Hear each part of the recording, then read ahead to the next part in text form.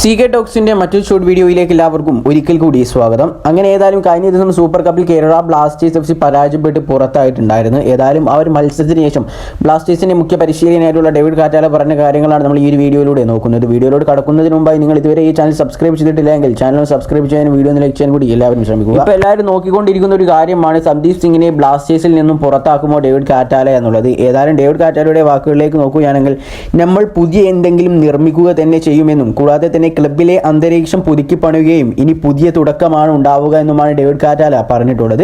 അതോടൊപ്പം തന്നെ ഇപ്പോൾ ബ്ലാസ്റ്റേഴ്സിലെ ആരാധകരെല്ലാവരും വളരെ നിരാശയോടുകൂടി എല്ലാം കറുത്തതായിട്ടായിരിക്കും കാണുക എന്നും പക്ഷേ നമ്മൾ മുന്നോട്ട് തന്നെ നോക്കി പോവുക തന്നെ ചെയ്യുമെന്നാണ് ഡേവിഡ് കാറ്റാല പറഞ്ഞിട്ടുള്ളത്. ഏതായാലും ഈ ഒരു കാറ്റാലയുടെ വാക്കിൽ നിന്ന് നമുക്ക് വളരെ വ്യക്തമായി മനസ്സിലാക്കാൻ പറ്റുന്ന ഒരു കാര്യമാണ് ടീമിൽ നല്ല രീതിക്ക് കളിക്കാത്ത പ്ലേയേഴ്സിനെ ഒക്കെ തന്നെ എന്തായാലും പുറത്താക്കുമെന്നുള്ളത്. അപ്പോൾ ഏതായാലും നിങ്ങളുടെ അഭിപ്രായത്തിൽ ഏത് താരത്തെ ആയിരിക്കും കേരള ബ്ലാസ്റ്റേഴ്സ് FC ടീമിൽ നിന്നും പുറത്താക്കുക എന്നുള്ളത് തീർച്ചയായും ഇതായിരുന്നു കമൻറ്റായി രേഖപ്പെടുത്തുക. എനിക്ക് തോന്നുന്നത് മിക്കവാറും സന്ദീപ് സിംഗിനെ ആയിരിക്കും പുറത്താക്കുക എന്നുള്ളതാണ്.